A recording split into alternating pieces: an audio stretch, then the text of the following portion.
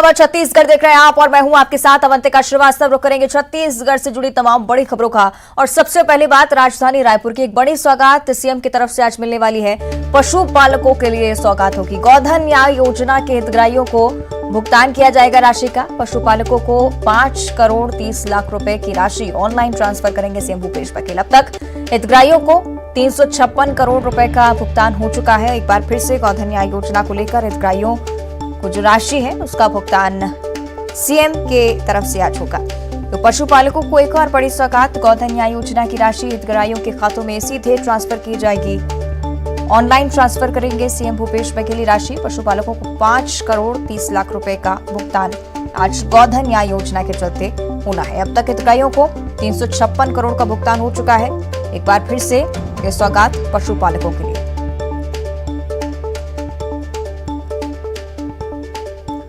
चलिए और ज्यादा चर्चा इस पर हम करेंगे। सोएगी ममता लांजेवार रायपुर से हमारे साथ लाइव जुड़ रही है। ममता, निश्चित तौर पर एक और बड़ी सौगात पशुपालकों के लिए, क्या कुछ होगा इस कार्यक्रम के तहत?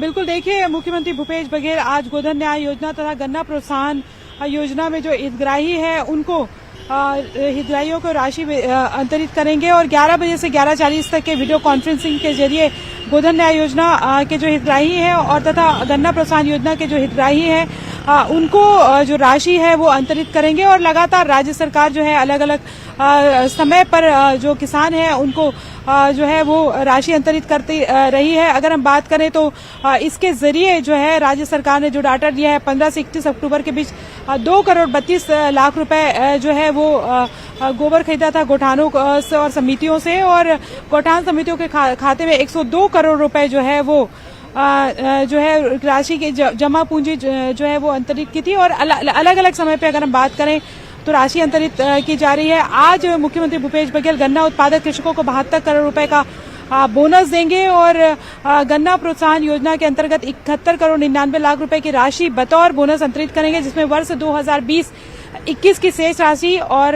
11 करोड़ 91 लाख रुपए और गन्ना पेराई वर्ष 2021-22 की 60 करोड़ रुपए की जो प्रोत्साहन राशि वो शामिल है। अगर हम आज जो है वो मुख्यमंत्री ने कहा था कि लगातार जो है वो गोधन न्याय योजना के जरिए जो राशि अंतरित की जा रही है उससे किसानों का जो जीवन स्तर है वो काफी मजबूत हो रहा है और जो गौपालक है उनकी स्थिति सुधर रही है। आज 5 करोड़ 35 लाख रुपए जो है वो गोधन न्याय योजना के अंतर्गत हितग्राहियों को भुगतान किए जाएंगे। इसके साथ अभी तक के 356 करोड़ 17 लाख रुपए का भुगतान हो चुका है और गौठानों में अब तक 76,280 लीटर गौमूत्र का जो है वो क्रय हो चुका है और गौमूत्र से 43,000 लीटर ब्रह्मास्त्र और जीवामृत तैयार किया गया है। 15 लाख रुपए की बिक्री हुई है। तो ये पूरा कार्यक्रम है और आज करीबन 11:30 बजे ये वर्चुअल तरीके से मुख्यमंत्री भूपेश बघेल जो है वो राशि अंतरित करेंगे। उसके बाद 12 बजे राजीव भवन में बैठक में शामिल होंगे। जी बिल्कुल, बेहद ही खास कार्यक्रम। और गोधन न्याय योजना की, ममता, अगर हम बात करते हैं तो बेहद ही महत्वपूर्ण और महत्वाकांक्षी राज्य सरकार की योजना जिससे पशुपालकों को सीधा लाभ मिलता है। एक बार फिर से जब 5 करोड़ की राशि ऑनलाइन ट्रांसफर की जाएगी तो निश्चित तौर पर इस गोधन न्याय योजना की सफलता का हम अंदाजा लगा सकते हैं। पशुपालक और किसान भी इससे बेहद खुश।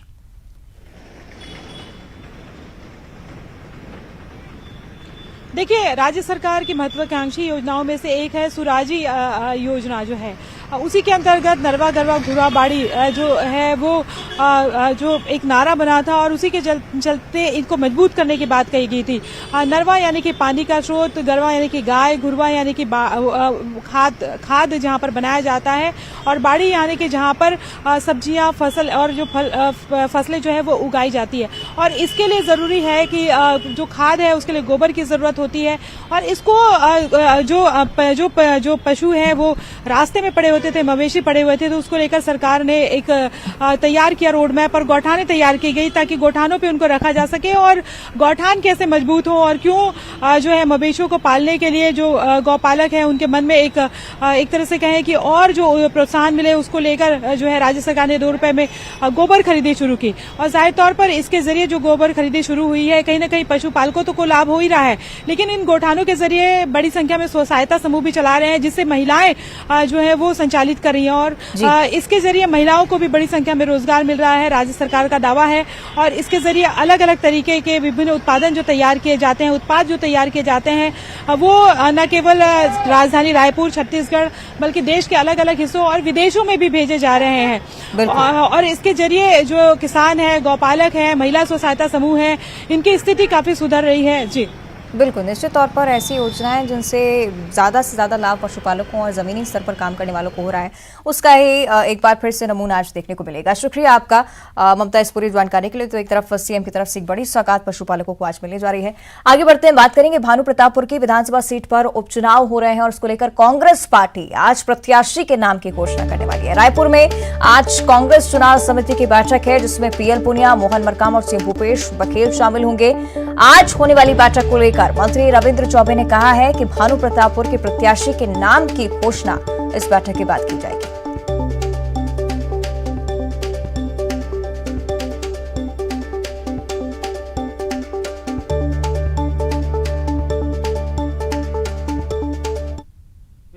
भानु प्रतापपुर हमारे कांग्रेस के वरिष्ठ साथी विधानसभा उपाध्यक्ष माननीय मनोज मंडावी के निधन से सीट रिक्त हुई है। कांग्रेस का गढ़ है, अब लोकतांत्रिक प्रक्रिया है, सभी दल अपनी अपनी तैयारी करेंगे। भाजपाइयों ने पर्यवेक्षक नियुक्त कर दिया है। हालांकि कांग्रेस पार्टी की कल चुनाव समिति की बैठक है, आदरणीय पुनिया जी आ रहे हैं और माननीय मुख्यमंत्री जी रहेंगे। मुझे ऐसा लगता है कि कल ही लगभग नाम में अंतिम मुहर लग जाएगा और हाईकमांड को भेज दिया जाएगा। आने वाले समय में भानु प्रतापपुर चुनाव भी जैसे 4 उपचुनाव कांग्रेस पार्टी ने छत्तीसगढ़ में जीत हासिल की है, भानु प्रतापपुर में भी तिरंगे का और कांग्रेस का परचम फहराएगा।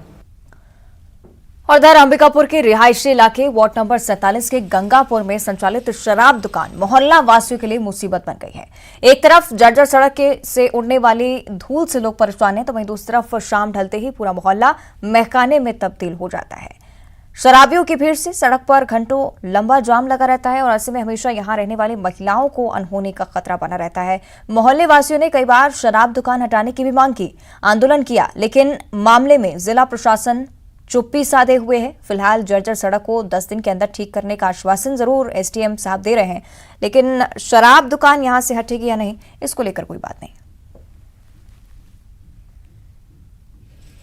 इस सड़क से बहुत धूल गलदा, दिन के तो एकदम गाड़ी मोटर से परेशान रहते हैं और थोड़ा 5 बजता है तो दरुआ लोग जहाँ पाते हैं वहीं पी के अब एकदम से गाली गलौज जितना पाते हैं उतने एकदम करते हैं। ज़्यादा धूल उठता है, सड़क का तो परेशानी इतना गंदा हो गया है ना कि कुछ कहने लायक नहीं है, खाली दारू भट्टी की वजह से ही। तो सवेरे से रात तक 11-12 बजे तक, किसी दिन तो रात भर घूमते रहते हैं। कैसे हम लोग तो इतना नहीं क्यों किए बोले, लेकिन कोई सुनवाई नहीं है। सब गए कलेक्टर के पास, बहुत लोग भी गए, लेकिन कुछ सुनवाई नहीं। गंगापुर में रहती हूँ, मंदिर के सामने बहुत दिक्कत है, रोड की ऐसी परेशानी है। सुबह तो गैस गोदाम वाला गाड़ी पलटाने से बच गया है आजू, और ये दारू वाला कभी इधर से जाएंगे कभी उधर से जाएंगे, और इतना परेशानी, हॉर्न मारेंगे ऐसा कि एकदम फेंकाने टाइप का, और रोड बनाने की कोई सुविधा नहीं है। हम लोग तो जा भी नहीं करते हैं शाम के उधर, घर से बाहर निकल भी नहीं करते हैं कि साइड नहीं मिलता है हम लोग के। धूल तो बहुत, घर में तो धूल, देखिए जाके कपड़ा लता सब में धूल। के लिए समय समय पर थाना प्रभारी और आबकारी निरीक्षक दोनों को ही निर्देश दिया गया है कि शराब ठेके के पास कोई भी बैठकर या वहाँ पर उनको स्पष्ट निर्देश है कि वो उनको जो परचेस करना है वहाँ से परचेस करें और वहाँ स्थानीय निवासियों को इसी तरह से किसी प्रकार से परेशान न करें, और इस तरह से कोई स्थानीय निवासियों को परेशान करता है उन पर कड़ी कार्रवाई के निर्देश दिए गए हैं। तो गंगापुर की स्थिति हमने आपको बताई और इस पर और चर्चा के लिए श्रवण महंत अंबिकापुर से हमारे साथ लाइव जुड़ रहे हैं। श्रवण, तस्वीरें हमने देखी किस तरह से रहवासी भी इस बात का जिक्र कर रहे हैं कि गंगापुर में एक तरफ सड़क से हम परेशान हैं तो दूसरी तरफ शराबियों के आतंक से भी महिलाएं यहाँ पर जूझ रही हैं। क्यों यहाँ पर कार्रवाई नहीं, क्या स्थिति इस पर? देखिए अवंतिका, ये जो वार्ड क्रमांक 47 है नगर निगम क्षेत्र में आता है और एक रिहायशी इलाका है और कहीं न कहीं प्रशासन ने एक गलती कर दी है कि रिहायशी इलाके में जो है शराब दुकान को खोल दिया गया है, और जिसके वजह से यहाँ के जो लोग हैं, यहाँ की जो महिलाएं हैं, यहाँ के जो निवासी हैं, उनको तमाम मुसीबतों का सामना करना पड़ रहा है। देर शाम होते ही यहाँ शराबियों का जमावड़ा हो जाता है। चूंकि प्रशासन तमाम दावे करती है कि यहाँ पे शराब ले जा ही खरीदना है, यहाँ कर बैठ कर पीना नहीं है, लेकिन आप जब भी यहाँ पे आएंगे या कोई भी यहाँ पे पहुंचता है तो ये देखने को मिलता है कि तमाम जो यहाँ के एरिया में हर जगह जो है शराबी जो शराब खरीद कर पीते हुए नजर आएंगे। दूसरी चीज ये भी है कि यहाँ के जो स्थानीय निवासी हैं वो लगातार इस शराब दुकान का विरोध कर रहे थे, चूंकि ये रिहायशी इलाके में इसको खोला गया है और शहर के इतने नजदीक होने की वजह से यहाँ जो है बहुत सारे लोग जो है यहाँ पे शराब खरीदने आते हैं। और एक बहुत ही विडंबना है शासन को कि यहाँ पे रोजगार कार्यालय भी खुला था, यहाँ पे सेंट्रल बैंक का एक व्यवसायी शाखा भी खुला था, लेकिन इसके बावजूद यहाँ पे शराब दुकान खोला गया है। अगर मैं दिखाना चाहूंगा तो मैं कैमरामैन से कहूंगा कि थोड़ा सा पीछे दिखाएं, और यहाँ पे लिखा है जिला रोजगार एवं स्वरोजगार मार्गदर्शन केंद्र अंबिकापुर सरगुजा छत्तीसगढ़, और मॉडल कैरियर सेंटर भी है। यहाँ बड़ी बड़ी बिल्डिंगें हैं, उसके जस्ट आप बगल में देखेंगे तो यहाँ पे अंग्रेजी शराब दुकान है। और यहाँ पर जो रोजगार कार्यालय खुलने की वजह से जो है तमाम जो लोग हैं वो रोजगार का पंजीयन कराने, जो बेरोजगार लोग हैं यहाँ पर पहुंचते थे।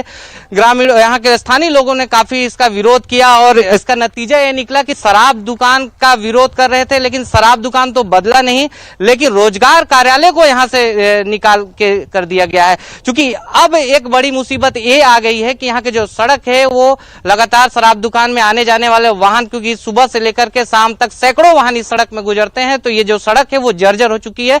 और सड़क के जर्जर होने से यहाँ के जो धूल है वो स्थानीय लोगों को परेशानी का सामना करना पड़ रहा है। तमाम जो अधिकारी है उनका कहना यह है कि जल्द ही सड़क को बना दिया जाएगा, लेकिन अभी तक किसी अधिकारी ने इस पर पहल नहीं की है। अवंतिका, ठीक है, शुक्रिया आपका श्रवणी स्थिति हमें बताने के लिए। तो जल्द से जल्द माना जा रहा है कि आश्वासन पर कार्रवाई भी होगी, देखना होगा क्या कुछ स्थिति आगे होती है।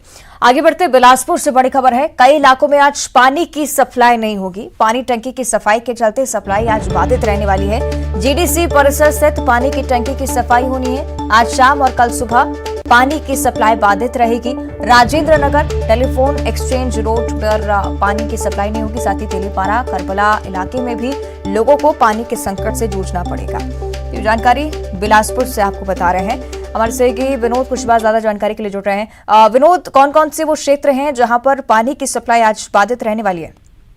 बिल्कुल अविंतिका, ये क्षेत्र हैं शहर के, खासतौर पर राजेंद्र नगर का इलाका, telephone exchange road, Telipara, Karbala road, ऐसे इलाके हैं लगभग आधा दर्जन के, जहाँ पर कि आज शाम को और कल सुबह पानी की सप्लाई बाधित रहेगी। और इसके पीछे वजह यह कि हर 2 साल में नगर निगम जितनी भी जलाकार बड़ी टंकियां हैं शहर में, जिनसे शहर को सप्लाई होती है, उनकी सफाई का काम होता है। और ये जरूरी इसलिए भी होता है कि जो उसकी 2 साल के बाद टंकियां जो है वो प्रदूषित हो जाती हैं, कीड़े मकोड़े और तमाम चीजों की जो गंदगी फैल जाती है, उससे कहीं न कहीं बीमारियों का खतरा बना रहता है। तो एक अभियान चलाता है नगर निगम हर 2 साल में, और ऐसे जितनी भी टंकियां होती हैं उनकी साफ सफाई का काम किया जाता है। तो अभी जिस समय शहर में जितनी भी टंकियां हैं उनका चरणबद्ध तरीके से काम नगर निगम कर रहा है, और उसमें ये इलाका आज किया गया है कन्या परिषद से कि जिससे जो पानी की टंकी है बड़ी, जिससे कि आधा से ज्यादा इलाकों में सप्लाई होती है, उन जगहों पर पानी सप्लाई जो है आज बाधित रहेगी और सुबह भी बाधित रहेगी। हालांकि निगम का ये दावा है जहाँ पर भी ये बाधित होगी सप्लाई पानी की, उसके लिए टैंकरों से जगह पूर्ति की जाएगी, वहाँ पर पर्याप्त मात्रा में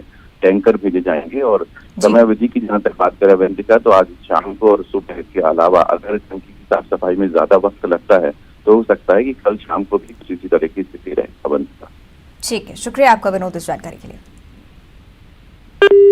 आगे बढ़ते बीजापुर से बड़ी खबर है, लापता फार्मासिस्ट का शव बरामद किया गया है। 14 घंटे बाद इंद्रावती नदी से लाश बरामद की गई। कल शाम इंद्रावती नदी में नाव पलटी थी। भैरमगढ़ के कौशलनार में नाव पलटी और कौशलनार में मेडिकल कैंप लगाया गया। कैंप से वापस लौट रहे थे मेडिकल कर्मचारी और उसी दौरान नाव पलटी, हादसा हुआ और अब लापता फार्मासिस्ट का शव जो है वो बरामद कर लिया गया है। 14 घंटे बाद इंद्रावती नदी से शव को बरामद किया गया।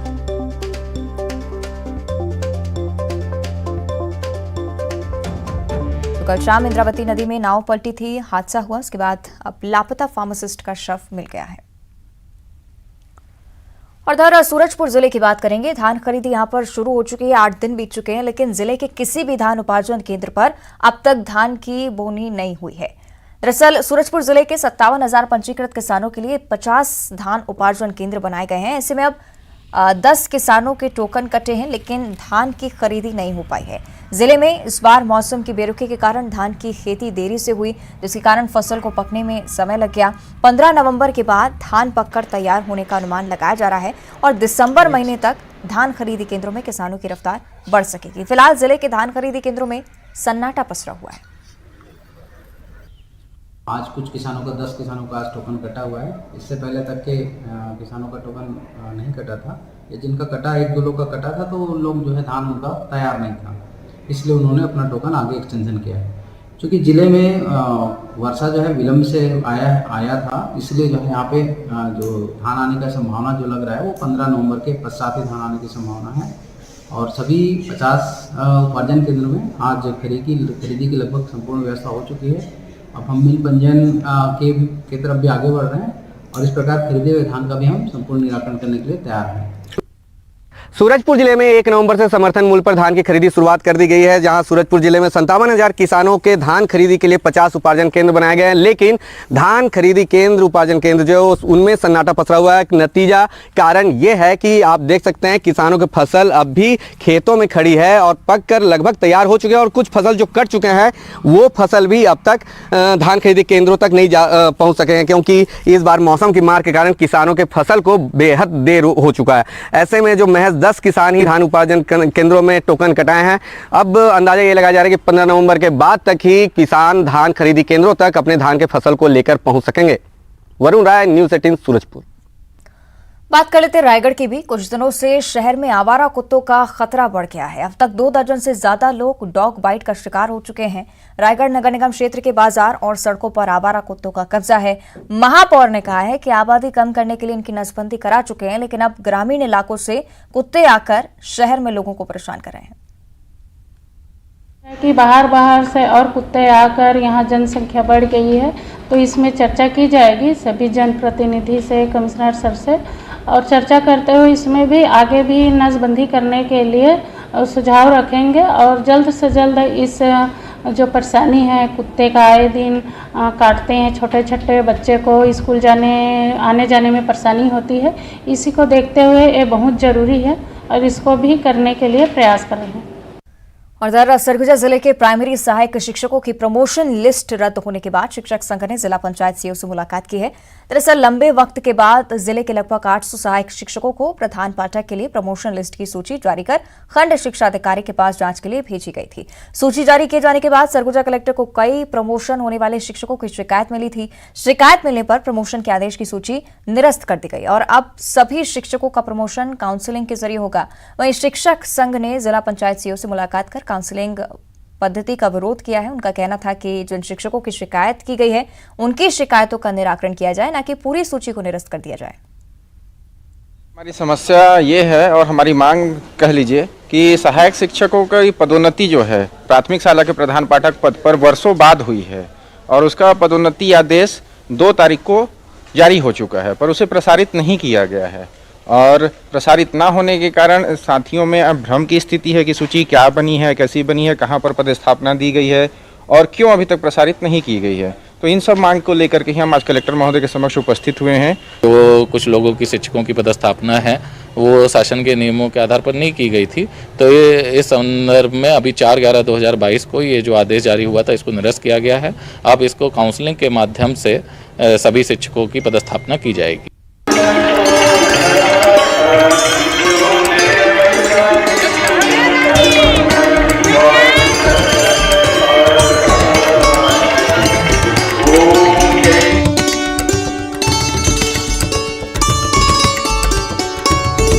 और आज कार्तिक पूर्णिमा है। आज के दिन पवित्र नदियों में स्नान और दान का बड़ा महत्व है। रायपुर के महादेव घाट पर कार्तिक पुन्नी मेले में स्नान करने के लिए बड़ी संख्या में दूर दूर से श्रद्धालु पहुंच रहे हैं। मुख्यमंत्री भूपेश बघेल ने भी रायपुर के महादेव घाट पर कार्तिक पुन्नी मेले में स्नान किया। उन्होंने प्रदेश की खुशहाली और जनता की सुख समृद्धि की कामना के साथ ही पुण्य स्नान किया है, साथ ही दीपदान और आरती भी की है। इस दौरान सीएम ने हाटकेश्वर मंदिर में भोलेनाथ की पूजा भी की, श्रद्धालुओं को संबोधित किया और इस मौके पर महादेव घाट रोशनी से नहा उठा। चारों ओर रंग बिरंगी रोशनी से जगमग हो रही थी। स्नान करने के बाद हटकेश्वर महादेव के यहाँ हजारों के तादाद में श्रद्धालु आए हैं। सभी को देखिए, हटकेश्वर महादेव जी का बहुत ही प्राचीन मंदिर है और शुरू से ही यहाँ पर ये कार्तिक पुण्य का स्नान किया जाता था।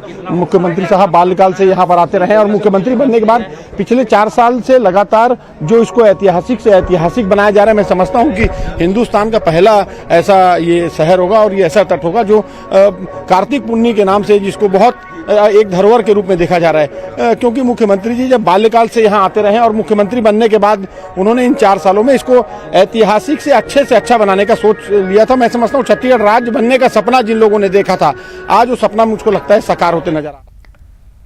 और आज भारत की पूर्व दिशा के शहरों में पूर्ण चंद्र ग्रहण और बाकी शहरों में आंशिक चंद्र ग्रहण दिखने वाला है। आज कार्तिक पूर्णिमा और देव दीपावली की शाम 4:23 से अरुणाचल प्रदेश के ईटानगर में पूर्ण चंद्र ग्रहण दिखेगा। साथ ही देश के पूर्वी हिस्से के अलावा बाकी शहरों में आंशिक चंद्र ग्रहण दिखने वाला है, जो कि 6:19 पर खत्म हो जाएगा। इसके बाद उपछाया चंद्र ग्रहण शुरू होगा। ये 7:26 तक रहेगा। जहां पूर्ण ग्रहण रहेगा वहां चंद्रमा लाल दिखाई देने वाला है। 2022 से पहले सूर्य और चंद्र ग्रहण का ऐसा योग 2012 और उससे पहले 1994 में बना था। 2012 में 13 नवंबर को दीपावली पर सूर्य ग्रहण और 28 नवंबर को देव दीपावली पर चंद्र ग्रहण हुआ था।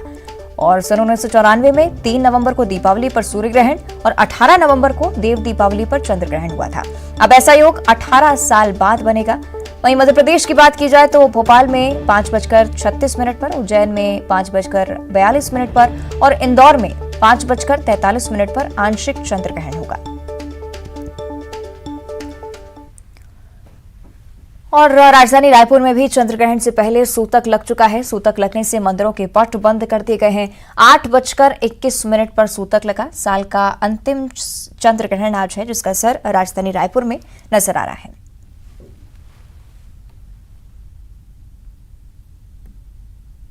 हैं और छत्तीसगढ़ के तमाम, चाहे वो शिवालय हो, देवी का मंदिर हो, सभी के पट हैं वो पूरी तरह से बंद है।